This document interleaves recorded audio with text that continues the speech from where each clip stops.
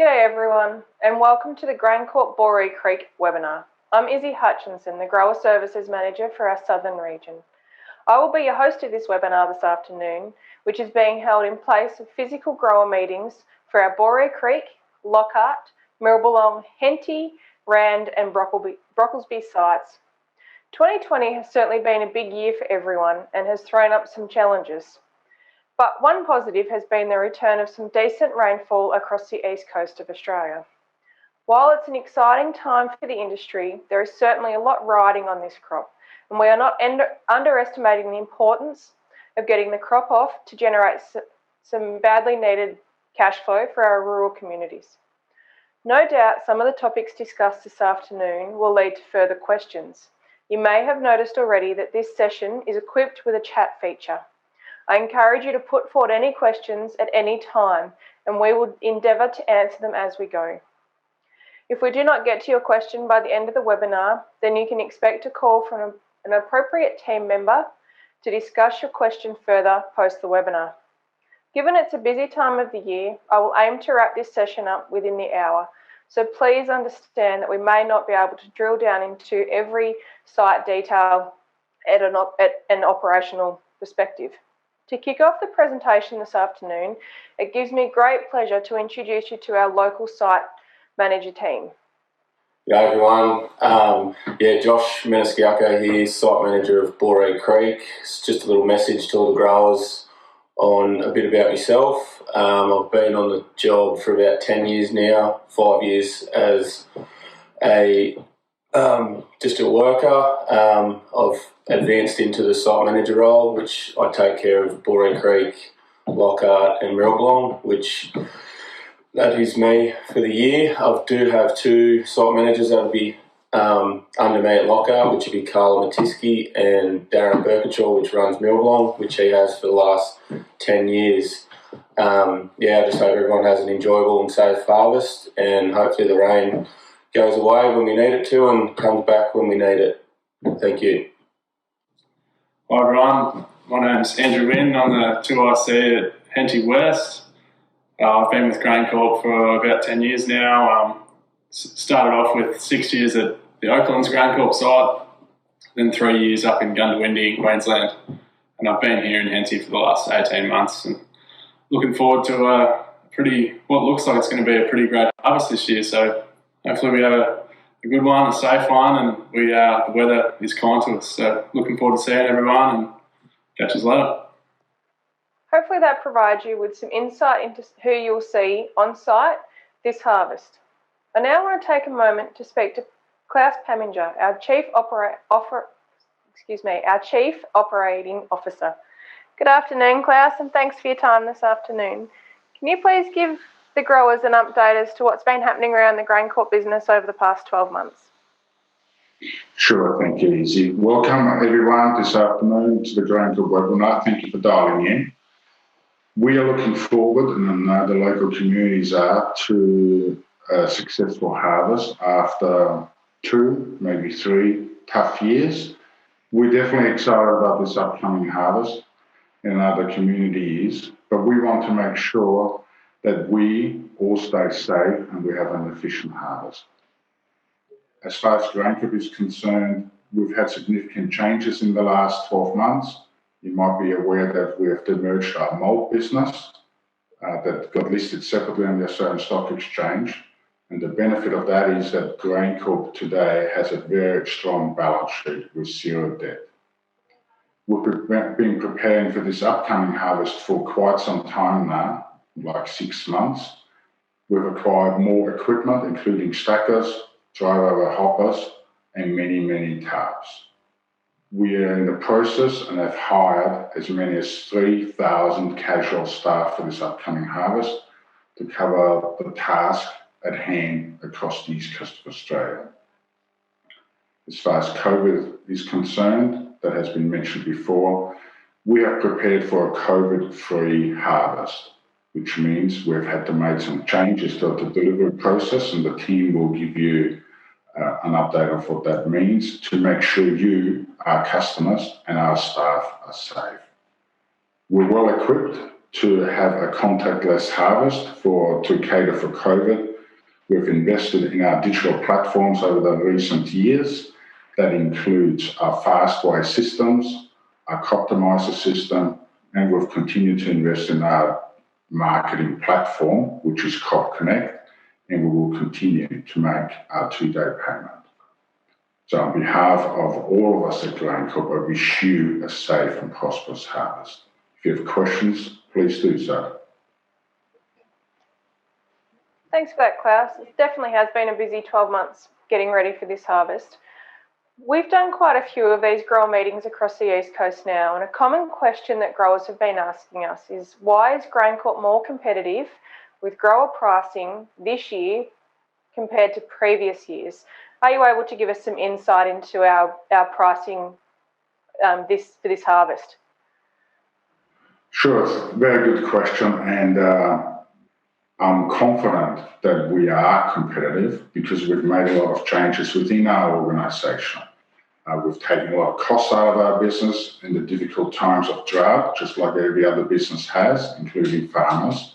So we've got a more competitive cost base, number one. Number two, we've got new rail contracts, so our rail rates are much more competitive and flexible compared to past years.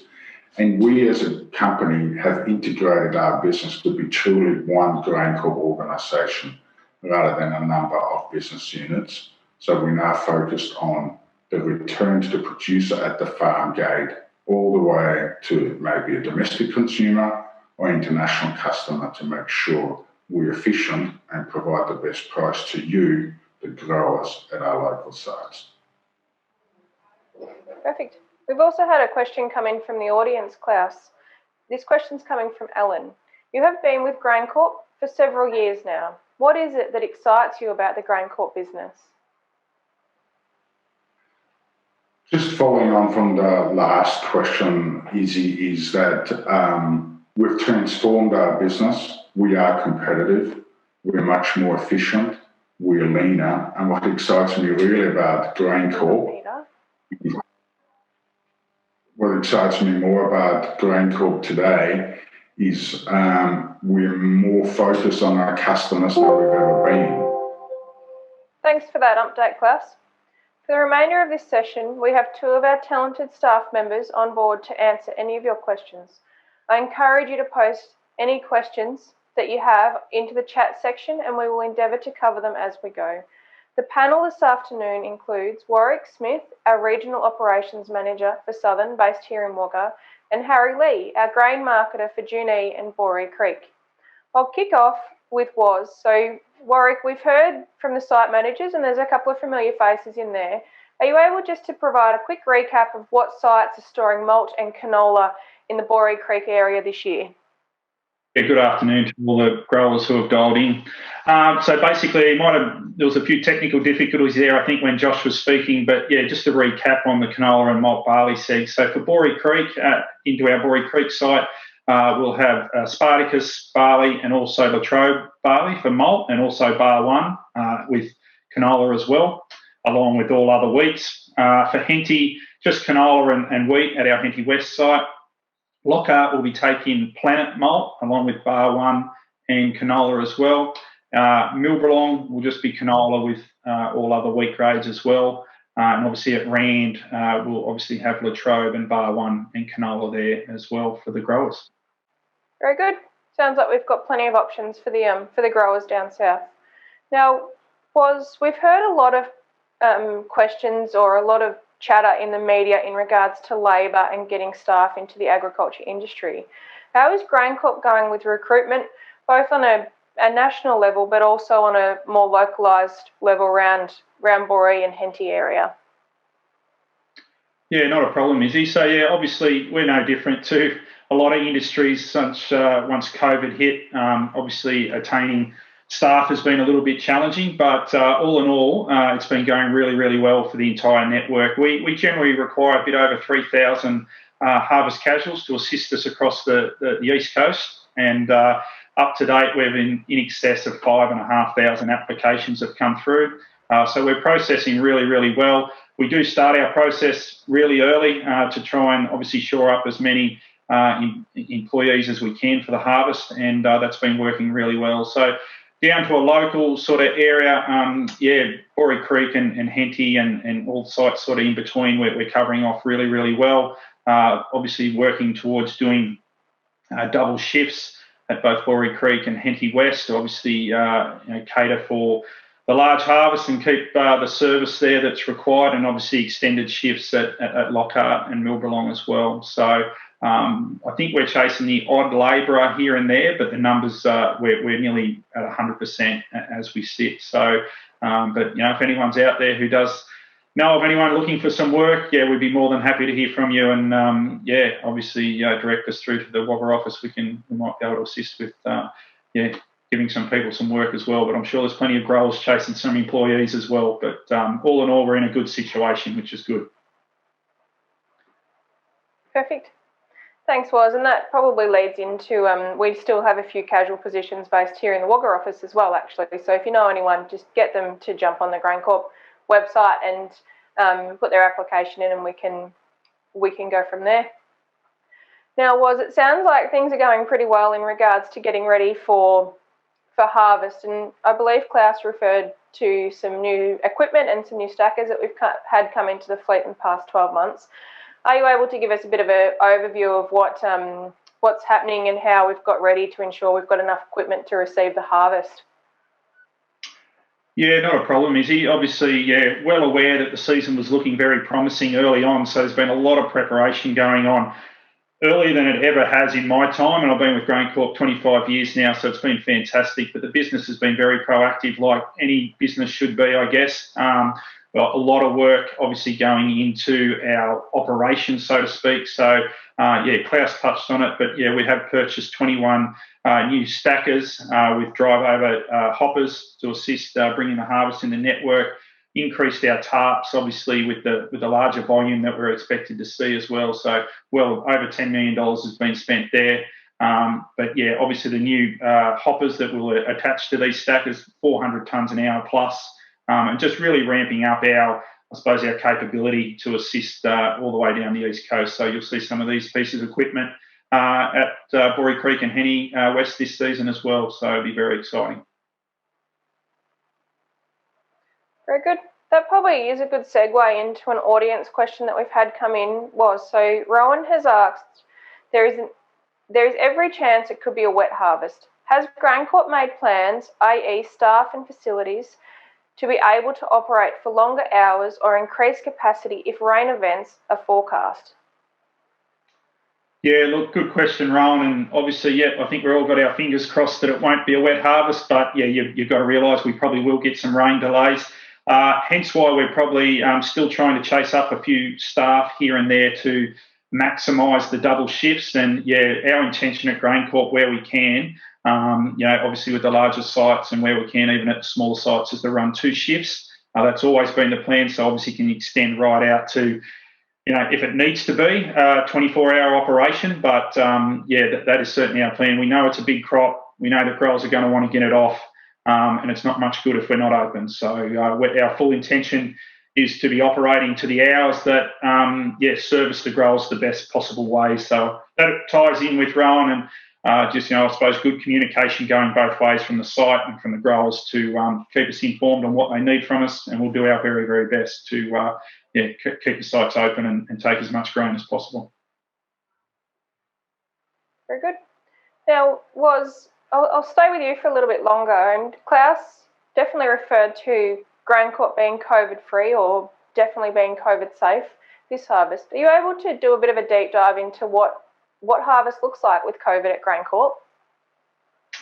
Yeah, sure can, Izzy. So obviously, COVID certainly changed the way we all live and operate way back in March. And obviously GrainCorp, we've been no different to any other business or any other people out there. We've had to adapt as well. So obviously we've had a reasonably busy outload program going on, and we've had to adapt to a contactless sort of setup, I guess. So minimising contact with truck drivers and train drivers, and this has been up country as well as at our port. So basically we've been working on a process for the harvest for quite some time now, and this is obviously to protect everyone and obviously maintain the efficiencies of the site. And obviously, I suppose, reduce the risk of any issues. So we have a revised delivery process across our East Coast network, and it's been developed to reduce human contact, allowing almost all delivery functions to be contact-free while maintaining our commitment to quality service. GrainCorp's advanced contact-free technology platforms, being Fastway for grain sampling and receival, and our Crop Connect for digital transactions, are central to this revised plan, as are the changes to existing practices. So I'll just drill it down into 4 key points, and all these are effective immediately at all GrainCorp sites across the network. So the first one's minimising movement of all GrainCorp staff and customers at all times. So this includes, but not limited to, no access inside our sample stands and weigh bridges. We are particularly aiming to minimise movement of truck drivers on our sites. Social distancing and hygiene measures will be enforced as standard practice at all sites. Also, with all drivers/growers requiring to scan in via QR code at the sample stand on arrival, and then again when the truck tears off at the weigh bridge. We'll also have manual pieces of paper for people who might not have the phone or set up to handle the QR code technology. The second point is the use of an updated delivery advice form. So this is really key to making it all work, and I hope everyone sort of helps in this space, because I think it'll make the process a lot more efficient through the sample stand. So basically, our updated delivery advice form will assist with reducing the contact between GrainCorp staff and our growers and truck drivers. Also, this process will increase the efficiency at the sample stand. The delivery advice form must be used for every delivered load to site and every sample to be tested that comes in and tested. Samples will need to be provided to GrainCorp in a Ziploc bag. We will test this with the delivery advice inside as well, and we'll test the sample and call or text you with the results. Please note that the delivery advice will not be returned after use. The third one is there's no option to select cash or transfer grain to contract at sample stand or weigh bridges this harvest. All deliveries will be placed into warehousing and transferred via Crop Connect or the grower hotline 1-800 grains. We will still collect NGR, paddock details, treatment status and vendor debts at the sample stand or weigh bridge and maintain active live prices at our sites. The fourth and last point is the transfer of clipboards around the site with drivers. Any paperwork required will not be handed back or signed. The size of the text from the paperwork will be increased to assist in reading from a distance, and I'll go into more detail with that shortly. But that's basically an overview of our processes we've got in place, Izzy. Perfect. Thanks, Woz. We might just take a look, show the growers that are online just a copy of our flowchart, just so they get an understanding of how things are slightly changing as they move around the site and where to use the QR codes and where to log out. So if you want to just take us through the flowchart now, Woz, that would be great. Yeah, not a problem, Izzy. So yeah, basically the process is very similar. So basically, obviously, a truck will just work on the delivery process. So you're delivering a load. So obviously, you'll come into the sample stand. Obviously, all our sample stands, some are similar, some are not. There are different configurations, but basically you arrive. Hopefully, I know at Henty and a few other sites, they've got the bucket or the clipboard or the clip where you can just put your delivery advice into, and the sample stand staff will grab that and they can start the process while you move forward. So basically that'll stay the same, but we do want that delivery advice is the key. Obviously you'll come back, we'll want you to sign in with obviously the QR code or sign in with the manual form either will be at the foot of the sample stand or it will be up at the top of the steps, just depending on sites and how we want to work that. Basically once the sampling is done, you'll be presented with your receival docket, which then obviously jump back in your truck and head to the weigh bridge. You'll see it in a little while, or you can see it on the flowchart there, that the font down the bottom with grower details, storage details, truck rego have been enlarged quite a bit. So basically, when you pull onto the weigh bridge to gross on, you'll be able to just show that out the window. Obviously, our weigh bridge attendant can see it very easy, and they can process the docket from there without you passing it to them. They'll give you the all clear to head off to the storage where you'll be tipping off. And once you get to that storage, obviously you show the hopper attendant the receival docket. They can clearly see that you're in the right spot, hopefully, and obviously unload your truck You'll proceed back around to tear back off again. We'll ask you to obviously scan with the QR code or sign back out again to complete the transaction, and off you go to get another load. With regards to the sample side of process, very, very soon, I just rock up to the site. We will require to be in a Ziploc bag. As I mentioned before, I do have one right here, if you can see that as it comes up. So that's with a sample in it with the delivery advice inside it. There will be a station, there will be a spot or a bucket either at the foot of the sample stand or up the top for you to place that. And then obviously our staff will give you a text message or a call back as soon as they possibly can to give you the results. Thanks, Izzy. Perfect. So a good segue was into a question that we've had come in from Katie. So Katie's just wondering what the turnaround time is to get sample results back. What do you think the best thing is for Katie to do there? Yeah, look, I suppose the best thing is obviously have everything right from your end, Katie. I suppose deliver it in the bag, have the delivery advice in it with all your details. Obviously, during the harvest time, processing trucks will always take priority, but if there are trucks there. But our team are generally, the larger sites have 2 sets of equipment, so we should be able to handle doing samples within a reasonable amount of time. So I wouldn't think it should take too long. Obviously, it shouldn't really be done straight away if there's really not many trucks or activity there at the site early when harvest kicks off. But obviously, post-rain events, we know everyone's very keen to get back into it, and rightly so. We'll be doing our very best to get that information to you as soon as possible so you can start harvesting and know what you're dealing with. But to put a time frame on it, I really can't, but I would think most of the time it shouldn't be any more than 15 to 20 minutes by the time you get your details, but sometimes it might take a bit longer, that's all. Perfect. Thanks for that, Katie. It was a good one. We've had got another question. You mentioned that we've made some changes to the grower delivery ticket. We might just take a look at some of those changes, but can you also just let the audience know about when they'll receive those tickets and what they also get when they leave the site or when they're tearing off?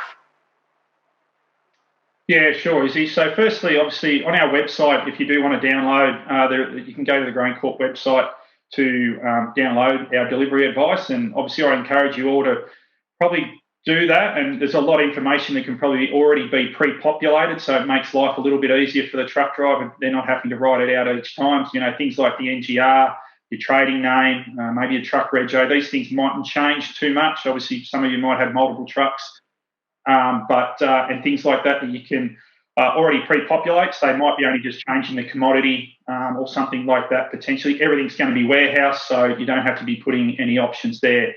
The other one, obviously, if you can't find it on the website, you are able to, we will have some on site as well. We're not going to turn anyone away if they don't obviously arrive at our site and don't have a delivery advice. We will have some on site to assist and give you some so you can get through and then come back. That's fine.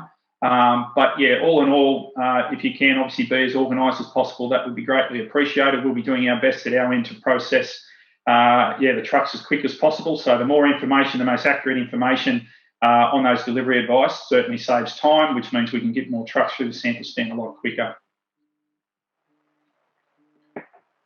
Very good. Thanks, Woz.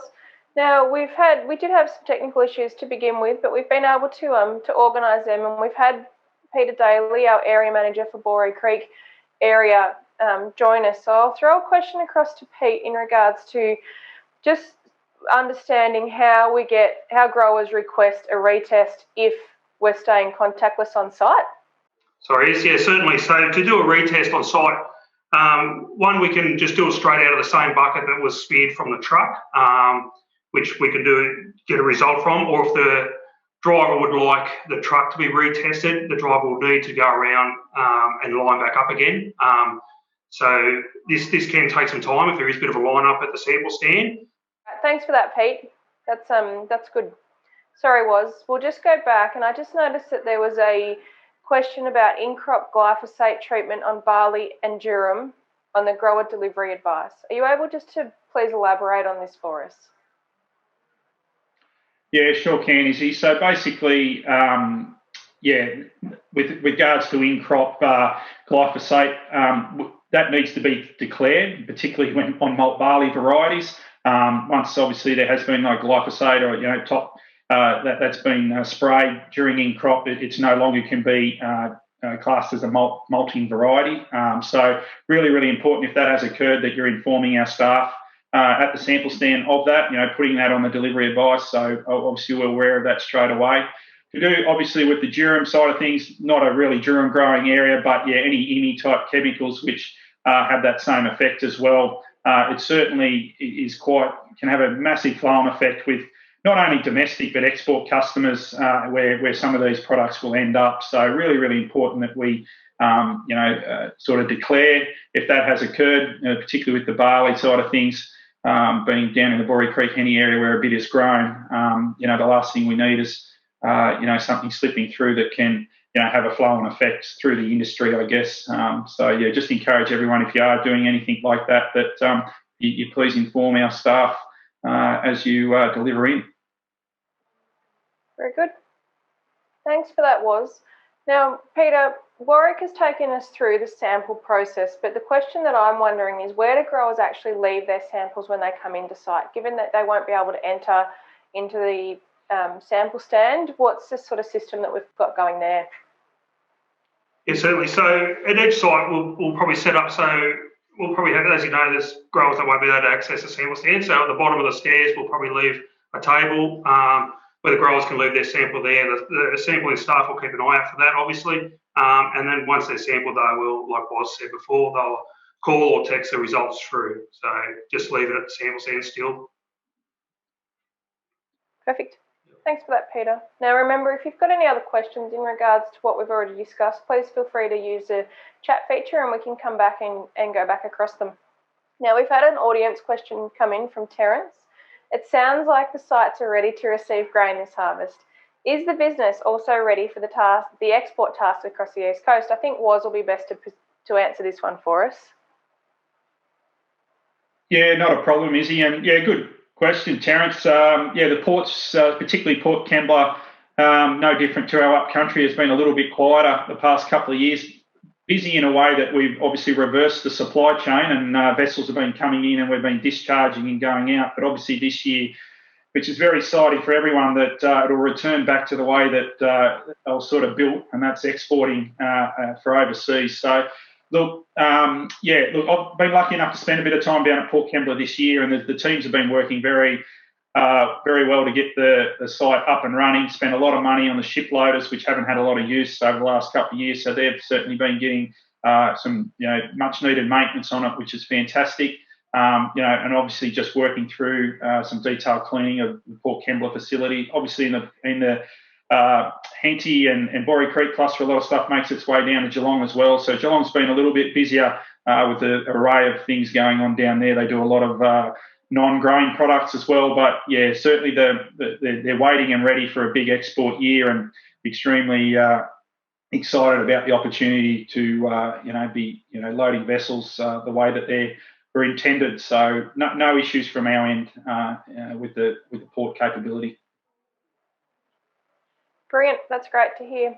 I'll throw across to Harry. Harry, can you just give us a bit of an update as to what's happening in regards to direct deliveries into ports post-harvest, particularly into Geelong and Kembla? Good afternoon, everyone. Thanks, Izzy. Yeah, so we do offer direct delivery to ports after harvest, both Port Kembla and Geelong, for people that just want to manage their harvest logistics and keep grain on farm to get that crop off quickly.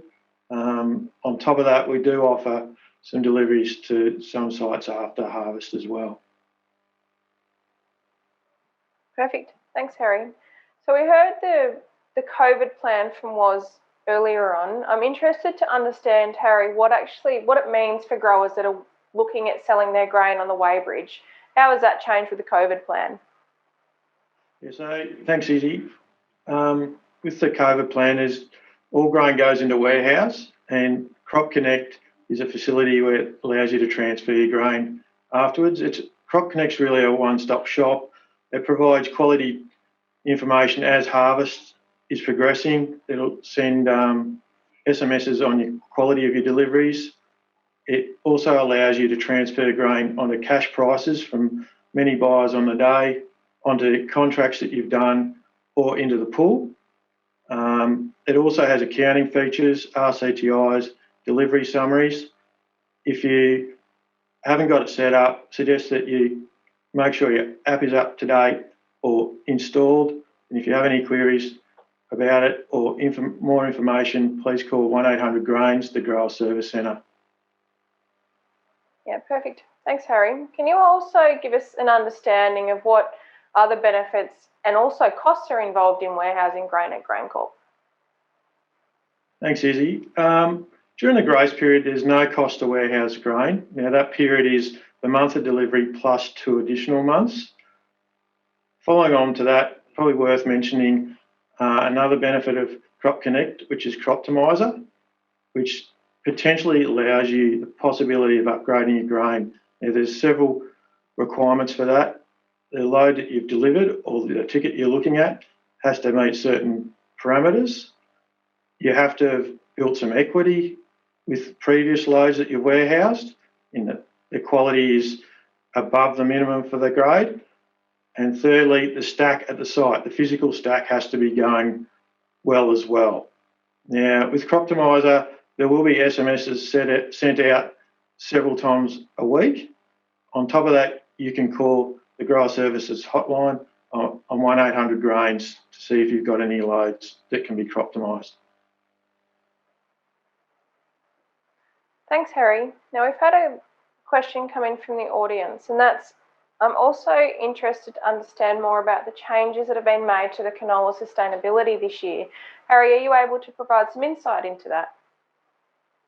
Certainly, Izzy. 7 of the major canola buyers, along with NGR, have formed Sustainable Grain Australia, hoping to reduce the amount of paperwork that growers do for registering to be sustainable for canola to go to the EU, which is particularly important where the industry in Australia is expecting the majority of exported canola to go to the EU. So the best way to register or find out any more information about that is to contact the NGR. They'll be able to give you all the detail on filling out the form or whether it's appropriate for you to register. Great. Thanks, Harry. We've also had another question come in from Joe in regards to the QR codes. So the question that Joe's put forward is, do you have to scan the QR code in and out when dropping off a sample? I'll throw this across to Warwick. Yeah, good question, Joe. Yeah, definitely when you drop a sample off, Joe, yep, sign in, please. And I believe you do, to be honest. I know we're obviously signing out after the truckload, but I'm very certain, yes, you need to sign off as well once you leave the site. So it's we know what time frame. And basically just to give a little bit more information around that, it's really about trying to know when people are on site for an amount of time to, if something was to happen, even though very, very, the risk is very low, it just makes it very easy for us to be able to track things down. Obviously, these are set up. Some might say that already prints on the docket. Yes, it does, but our systems are not set up to then try and trace back who was there and what time. It's just a completely different system to what the COVID systems have on, traceability of when people were there and things like that. So, yes, at this stage, it's sign in and sign out for both samples and loads. Thanks for that, Warwick. We've had another one come in regards to Crop Connect and competitive pricing. So I'll get Harry to answer this. Harry, the question that we've got here is, how long will the bids remain on Crop Connect? Will they not be as competitive in the later hours of the day? Thanks, Izzy. Thanks, Janelle, for the question. It's a great question. The bids will remain on Crop Connect for most of the day, close to 24 hours. They are updated hourly, so they can remain competitive throughout the day. Very good. Thanks for those questions. Feel free to keep them coming if you've got any more. Now, Harry, we've heard a number of times 1-800-GRAINS get used on this webinar. It's a new number for GrainCorp this year. Can you just give us a bit of an understanding of what is or who is 1-800-GRAINS and what growers can expect to get from from that hotline number? Thanks, Izzy. 1800 Grains is the grower services. It's actually based here in Wagga, and they can provide all the answers to your questions regarding Crop Connect, Crop Optimiser, payments. They can transact the grain, cash, contract, or pull for you. We've had 3 permanent people here, had more than 18 months experience here. We're gearing up. There's 9 additional casuals now. We're going to be over 20 casuals in the next several weeks. They can provide any answers that are not solely operational basis, which I'd suggest you call your local site manager for. But besides that, they'll be able to help you with any other queries that you have. Thanks, Harry, and thanks for that question, Janelle. Harry, I'll get you to answer this one for Katie as well. Is there any change to transferring grain from warehouse to a contract or a cash sale? Thanks, Katie. There's no charge for transferring grain from warehouse or to a contract or a cash sale.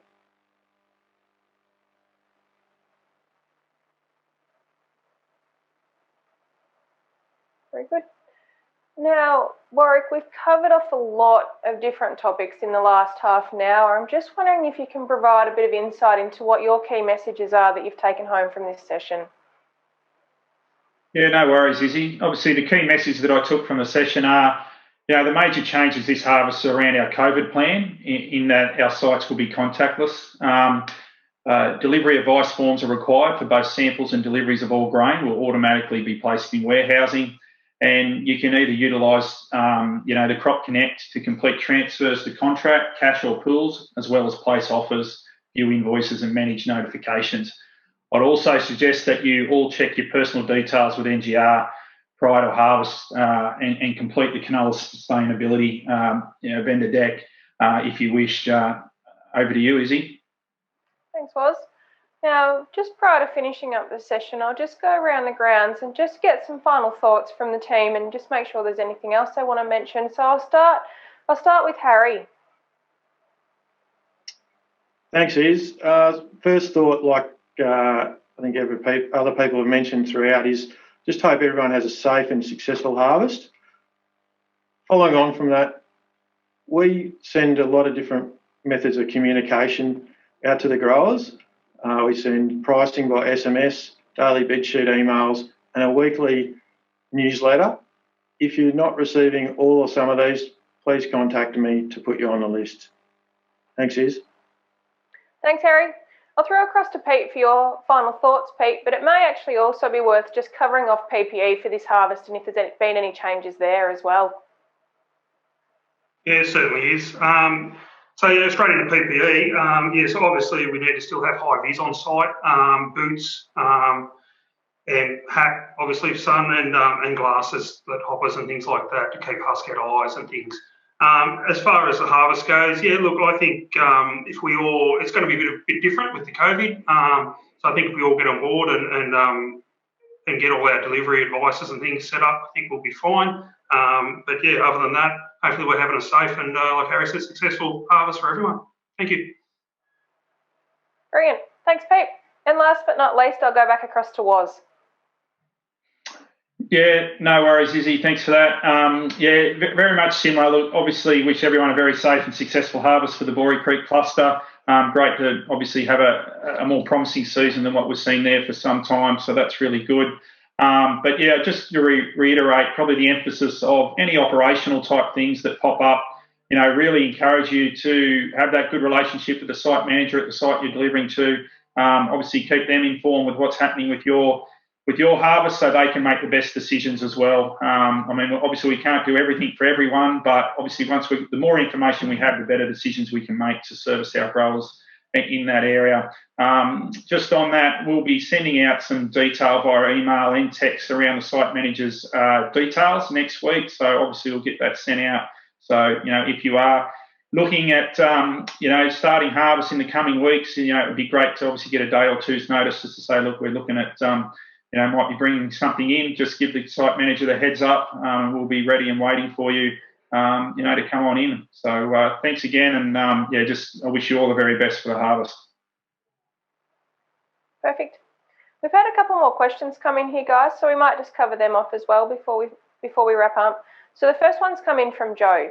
Joe's wondering if some growers have signed the canola sustainability declarations and some haven't, does the canola have to be segregated or can it be exported or not exported? So I might throw this one across to Harry to cover off. Thanks, Iz. My understanding is it doesn't have to be segregated, but needs to be a percentage there. It's taken as whole, so the exporter has to have that percentage of canola purchased in ownership that then can be exported to the EU. Very good. Hopefully that answers that question for you, Joe. I've got one here from Larry. Will all buyers have access to tonnes stored at delivery sites? I'll get Harry to answer this one as well. The buyers that are registered with us are able to buy off the growers that have stored tonnes at our delivery sites. Very good. Thanks, Larry. We've got one here was in regards to QR codes. So this one's coming from Lynn. What is the QR code? Is it a scan only or do you need to do the paper as well? Yeah, no worries, Lynn. It's one or the other. Obviously, the QR code is, just that you would just scan the once with your phone on arrival, and then obviously once the truck leaves, you can do the same. Once it's programmed into the site, it's like going to a restaurant or something like that. It should automatically come up with your details, so it should be very seamless, but you only have to do one or the other. So if you don't have a phone for whatever reason, or the QR system doesn't work for you, obviously just sign in on the paper format. But we don't require you to do both, no. Very good. Thanks for those questions. They were great ones. If there's no further questions, that wraps up our webinar for this afternoon. And hopefully this session has provided you with some knowledge about what GrainCorp's doing to ensure your safety, the safety of your community, but also the safety of our staff members. If you do have further questions, in regards to what was discussed today, please reach out to one of our expert team members that we've got here online or contact us on 1800 Grains and the team there will be able to point you in the right direction and give you the answers that you need. Thanks again for your time this afternoon and I wish you all the very best for harvest.